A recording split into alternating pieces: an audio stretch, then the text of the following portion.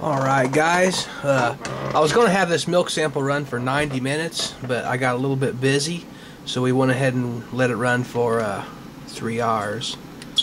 And so what we have now is currently this graph is displaying 6 hours of data, and we put the milk sample on at 1528, which will be right about here. And here's 3 hours of background radiation running, and here's 3 hours of the milk sample. So if we get looking, we'll see on our background radiation, if you draw a line through the data, we're getting about 14 counts per minute.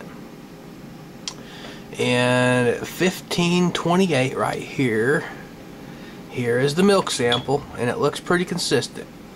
And we always like to look at the top points, then the bottom points, and then look through the middle. So we'll look at the top points on the background. We have 29 counts here, about 29 here, 28 here, and then we're getting like 23, 22, and then at 1528 we'll see that we're getting 24, 24, 26.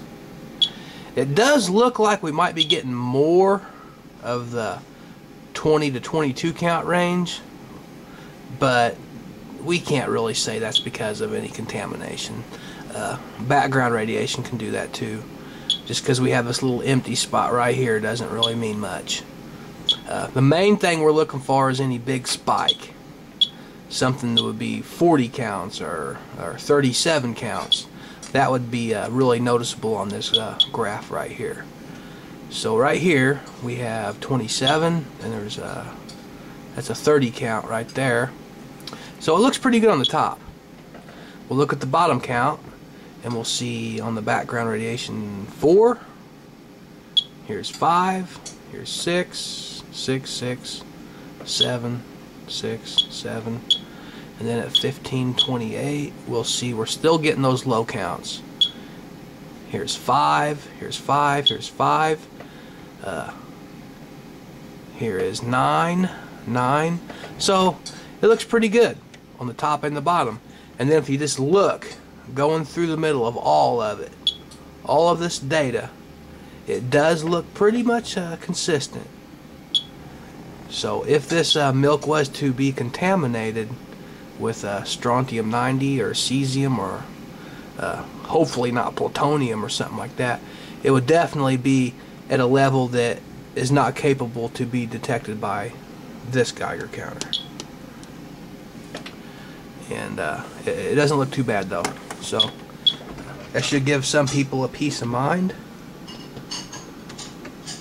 But it still could be contaminated, guys, just to let you know, because low-level contamination is extremely hard to find with this type of a Geiger counter right here.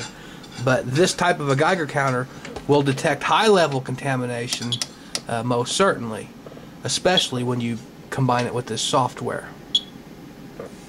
And if you want to look at the minute-by-minute printout real quick, we're getting 14, 16, 17, 17, 19, 13, 9, 13, 12 counts, 16. So it doesn't look too bad. It looks pretty consistent. And you guys can always remember to look at these graphs yourself on our blog at radiationtest.blogspot.com, and you can look at it yourself in detail. And I appreciate you guys tuning in.